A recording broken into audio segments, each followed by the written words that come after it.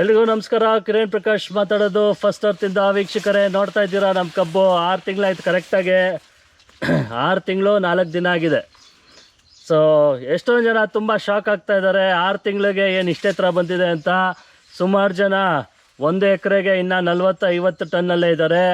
ನಮ್ಮ ಪದ್ಧತಿಯಲ್ಲಿ ಮಾಡಿದ್ರೆ 100+ ಅಂದರೆ 100 ಟನ್ಗಿಂತ ಜಾಸ್ತಿ ಅಂತ ಗ್ಯಾರಂಟಿ ಹೇಳ್ತೀನಿ.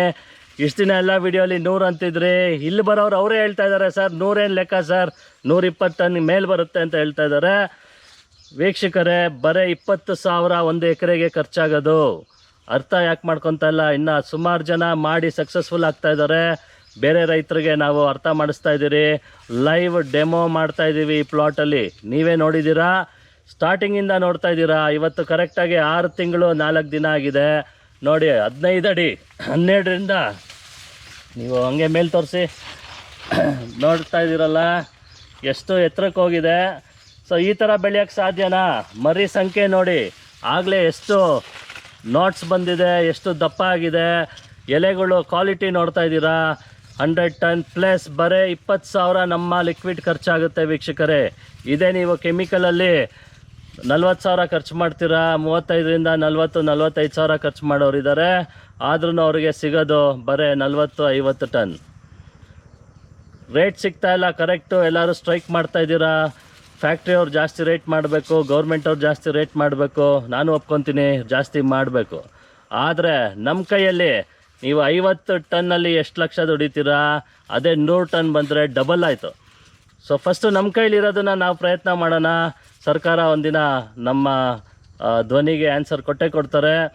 ಅದಕ್ಕೆ ಮುಂಚೆ ನಾವು ನಮ್ಮ ಕೈಯಲ್ಲಿ ಆಗೋದನ್ನು 100 ಟನ್ ನಾವೇ ಬೆಳೆದ್ಬಿಟ್ರೆ ಬರೋ ರೇಟಲ್ಲೇ ನೀವು ಡಬಲ್ ದುಡ್ದಂಗೆ ಆಯಿತು. ಖರ್ಚು ಕಮ್ಮಿ. ಒಂದು ಸತಿ ನಾಟಿ ಮಾಡಿದ್ರೆ 10 ವರ್ಷನೂ ನಿಮಗೆ 100 ಟನ್ ಕಂಟಿನ್ಯೂಸ್ ಆಗಿ ಬರುತ್ತೆ, ಗ್ಯಾರಂಟಿ ಕೊಡ್ತೀನಿ. ಎಷ್ಟೊಂದು ವೀಡಿಯೋ ಯೂಟ್ಯೂಬಲ್ಲಿ ನೋಡಿದ್ದೀರಾ ನಮ್ಮದು. ಆಲ್ರೆಡಿ 7ನೇ ಬೆಳೆನೂ 100 ಟನ್ ಬಂದಿದೆ. ನಾವು ಇದೇ ಪ್ಲಾಟಲ್ಲಿ ನಿಮಗೆ ಕಂಟಿನ್ಯೂಸ್ ಆಗಿ ತೋರಿಸ್ತೀರಿ. ಒಂದು ಸತಿ ನಾಟಿ ಮಾಡಿದ್ರೆ 10 ವರ್ಷನೂ 100 ಟನ್ ಬರುತ್ತೆ ಅಂತ ಹೇಳ್ತಾನೆ ಇದ್ದೀನಿ ನಾನು. ಎಲೆ ಕ್ವಾಲಿಟಿ ತೋರಿಸ್ತೀನಿ, ಬನ್ನಿ ನೋಡೋಣ. ನೋಡ್ಬೋದು ಮರಿಗಳು ನೋಡಿ ಸಂಖ್ಯೆ ಹೇಗಿದೆ ಅಂತ, ಎಷ್ಟು ಹೆಲ್ದಿ ಆಗಿದೆ, ಎಷ್ಟು ಗ್ರೀನಿಶ್ ಆಗಿದೆ. ಎಲೆ ಕ್ವಾಲಿಟಿ ನೋಡಿ ಎಷ್ಟು ಕ್ವಾಲಿಟಿ ಇದೆ, ನೀವೇ ನೋಡ್ತಾ ಇದ್ದೀರಾ. ಒಂದು ಕಡೆ 1 ರೂಪಾಯಿ ರೋಗ ಇಲ್ಲ. 100% ನ್ಯಾಚುರಲ್ ಫಾರ್ಮಿಂಗ್ ವೀಕ್ಷಕರೇ. 1 ರೂಪಾಯಿ ಕೆಮಿಕಲ್ ಹಾಕಿಲ್ಲ. ಒಂದು ಕಡೆ ಒಂದು ಚೂರು ಯಾವುದು ರೋಗ ಕಂಡು ಬರ್ತಾ ಇಲ್ಲ. ಯಾಕೆ ಅಂದರೆ ನಾವು ಮಾಡೋ ಪದ್ಧತಿ. ಕಬ್ಬು ತೋರಿಸ್ತೀನಿ ಬನ್ನಿ, ಎಷ್ಟು ಚೆನ್ನಾಗಿದೆ ನೋಡಿ. ಆಗಲೇ ಎಷ್ಟು ದಪ್ಪ ಇದೆ, ನೋಡ್ಬೋದು. ಕ್ವಾಲಿಟಿ ನೋಡಿ, ಎಲ್ಲ ಒಂದು ಕಡೆಯಿಂದ ತೋರಿಸ್ಕೊಂಬರ್ತೀನಿ ನಿಮಗೆ. ಎಂಥ ಫಸ್ಟ್ ಕ್ಲಾಸ್ ಆಗಿದೆ. ನೋಡ್ತಾ ಇದ್ದೀರಾ ನೋಡಿ, ಎಷ್ಟು ದಪ್ಪ ಇದೆ. ಆಗಲೇ ಎಷ್ಟು ನಾಡ್ಯೂಲ್ಸ್ ಬಂದಿದೆ. ಮರಿ ಸಂಖ್ಯೆ ನೋಡಿ, ಆಗಲೇ ನಿಮಗೆ 1 2 3 4 5 6 7 ಗಿನ್ನು ಬಂದಿದೆ. ಆಮೇಲೆ ಒಂದಕ್ಕೊಂದು ನೋಡಿ 6 ಇಂಚು ಇದೆ, ಹೆಚ್ಚು ಕಮ್ಮಿ 6 ಇಂಚ್ಗಿಂತ ಜಾಸ್ತಿ ಇರೋವು ಇದ್ದಾವೆ. ಈ ಥರ ಕ್ವಾಲಿಟಿ ಬರೀ ನಿಮಗೆ 20,000 ರೂಪಾಯಿ ವರ್ಷಕ್ಕೆ ನಾನು ಹೇಳ್ತಾ ಇರೋದು. 6 ಅಡಿ ದಾಯ ಮಾಡಿದ್ದೀರಿ. ನಮ್ಮ ಪದ್ಧತಿ ನಿಮಗೆ ಫಸ್ಟಿಂದ ಹೇಳ್ಕೊಡೋಕ್ಕೆ ನಿಮಗೆ ನಮ್ಮ ಆ್ಯಪ್ ನಾವು ಮಾಡಿರೋದು ನಿಮಗೋಸ್ಕರ. ಆ್ಯಪಲ್ಲಿ ನಿಮಗೆ ಮೊದಲನೇ ದಿನದಿಂದ ಕೊನೆ ತನಕ ಏನು ಮಾಡಬೇಕು ಅಂತ ಫುಲ್ ಮಾಹಿತಿ ಇದೆ ನಿಮಗೆ. ಹಾಗಾಗಿ ಕಂಪ್ಲೀಟು ಮನೇಲಿ ಕೂತ್ಕೊಂಡು ನಿಮ್ಮ ಮೊಬೈಲಲ್ಲಿ, ನಿಮ್ಮ ಫೋನಲ್ಲಿ ಮೊಬೈಲಲ್ಲಿ ನಮ್ಮ ಆ್ಯಪ್ ಇನ್ಸ್ಟಾಲ್ ಮಾಡಿಕೊಂಡು ಪ್ರತಿಯೊಂದು ಸ್ಟೆಪ್ಪು ನೋಡ್ಬೋದು. ಸೊ 6ನೇ ತಿಂಗಳಿಗೆ ಎಸ್ಪೆಷಲಿ ನಾವು ಬಿಸಿಲುಗಾಲಕ್ಕೆ 2 drip line ಮಾಡ್ಕೊಬೇಕಾಗಿದೆ.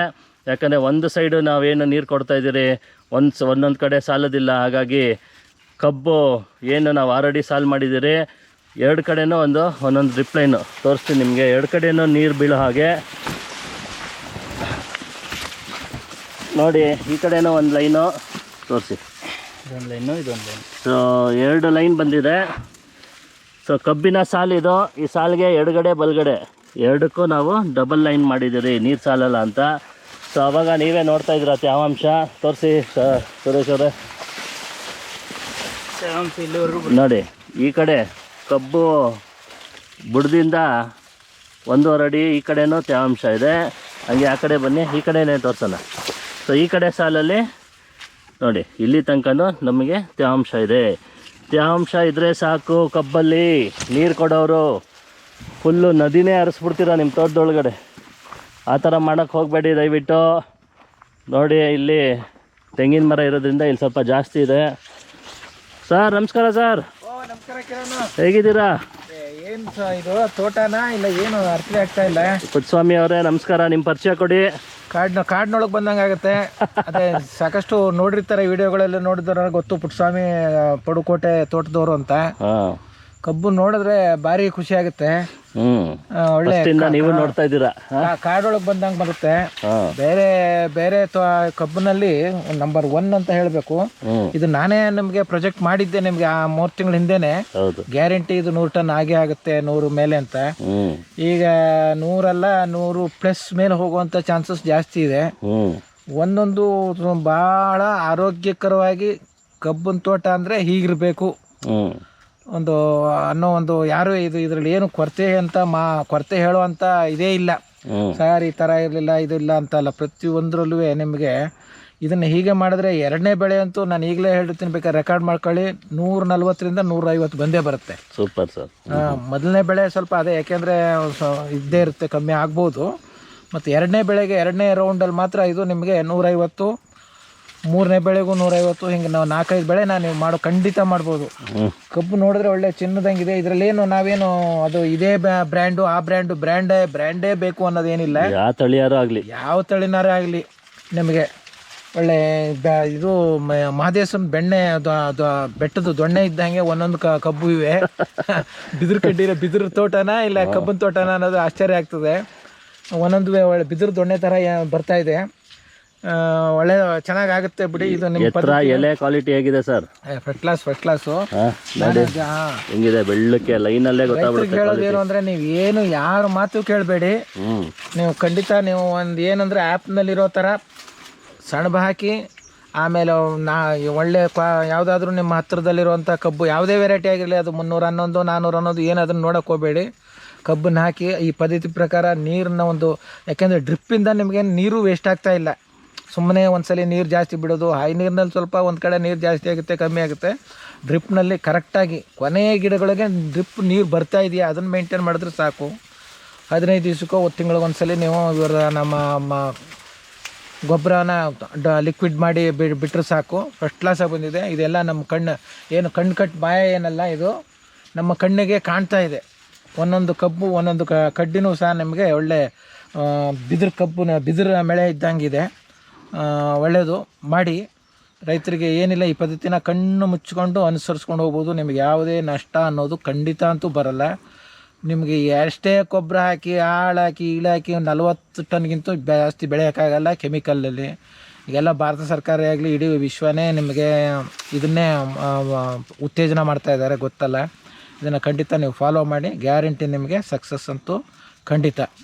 Thank you sir, thank you very much. So ವೀಕ್ಷಕರೇ ನೋಡ್ತಾ ಇದ್ದೀರಾ, ನಮ್ಮ ಸಾವಯವ ರೈತರು ಪುಟ್ಟಸ್ವಾಮಿ ಅವರು 11 ಎಕರೆಯಲ್ಲಿ ಎಲ್ಲ ಥರ ಬೆಳೆದಿರೋರೇನೆ. ಬಾಳೆ, ತೆಂಗು, 500 ತೆಂಗು ಹಾಕಿದ್ರು, ಅಡಿಕೆ ಹಾಕಿದ್ರು.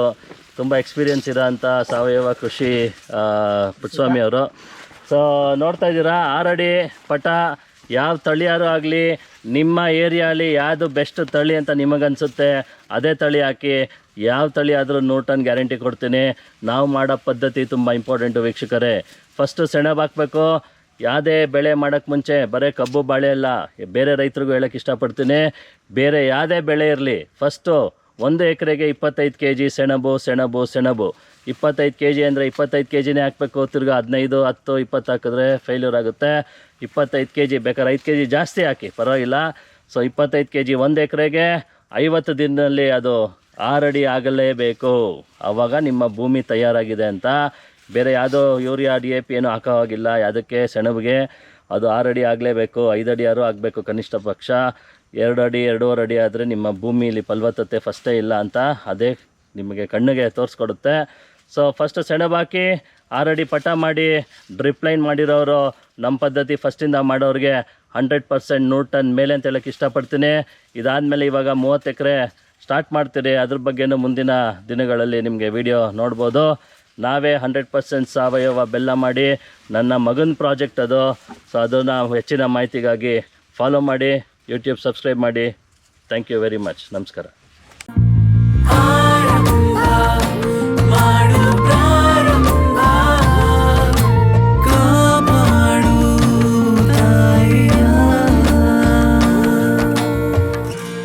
first earth.